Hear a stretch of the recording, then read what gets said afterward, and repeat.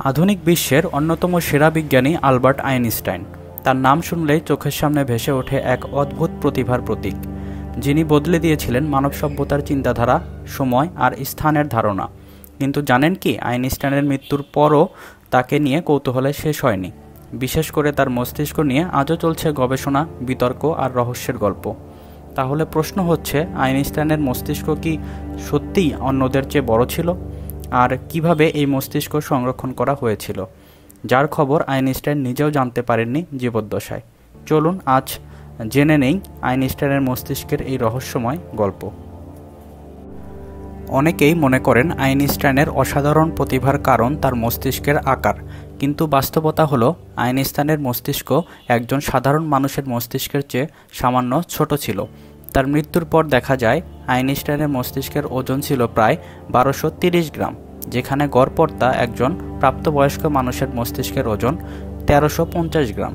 তাহলে তার মেধার রহস্য কি মস্তিষ্কের আকারে নয়? হ্যাঁ, রহস্যটা লুকিয়ে আছে মস্তিষ্কের গঠন আর সংযোগে। বিজ্ঞানীরা আইনস্টাইনের মস্তিষ্কের বিভিন্ন অংশ বিশ্লেষণ করে চমকে যান। তার মস্তিষ্কের প্রিফ্রন্টাল কর্টেক্স, যা চিন্তা, পরিকল্পনা ও যুক্তি নির্ভর কাজ নিয়ন্ত্রণ করে, তা ছিল গড় মানুষের তুলনায় বেশি উন্নত ও ঘনভাবে ভাঁজযুক্ত। এছাড়া তার প্যারাইটাল লোব, যা স্থানিক চিন্তা ও গণিতীয় বিশ্লেষণের জন্য দায়ী, তা ছিল অন্যদের তুলনায় অস্বাভাবিকভাবে প্রশস্ত।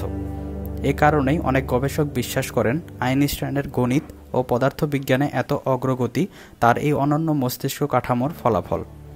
আরও আশ্চর্যের বিষয় হলো তার মস্তিষ্কের কর্পাস ক্যালোমাস নামক অংশ, যা বাম ও ডান হেমিস্ফায়ারের মধ্যে সংযোগ ঘটায়, তা গড় মানুষের তুলনায় অনেক ঘন ও শক্তিশালী ছিল। অর্থাৎ তার মস্তিষ্কের দুই দিকের মধ্যে তথ্য আদান প্রদান হতো আরও দ্রুত ও কার্যকরভাবে। আইনস্টাইন মৃত্যুর আগে স্পষ্টভাবে বলেছিলেন তিনি চান তার শরীর দাহ করা হোক, যাতে তাকে কেন্দ্র করে কোনো পূজা বা কিংবদন্তি না গড়ে ওঠে।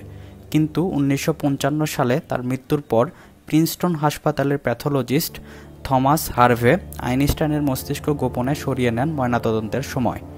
পরে তিনি দাবি করেন এটি গবেষণার উদ্দেশ্যে নেওয়া হয়েছিল।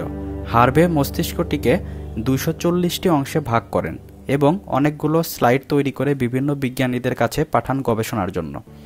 কিন্তু বছরের পর বছর হার্ভে এই মস্তিষ্ক নিজের কাছেই রেখে দেন, এমনকি পরবর্তী জীবনে গাড়ির ট্রাঙ্কে করে মস্তিষ্ক বহন করেন।